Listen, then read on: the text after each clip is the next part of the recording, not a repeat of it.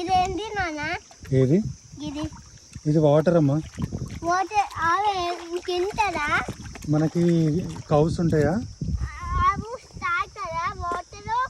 Cows వచ్చినప్పుడు తాగడానికి water. ఇది పొలం కదా. అవును.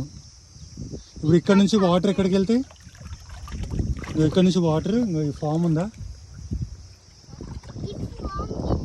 ఫామ్కి వాటర్ కావాలి కాబట్టి ఇక్కడ నుంచి పోతాయి. ఇక్కడ ఉంది కదా పైపు.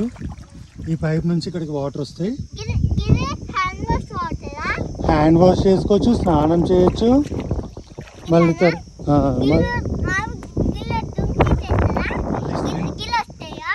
అవును, మళ్ళీ స్నానం కూడా చేయొచ్చు.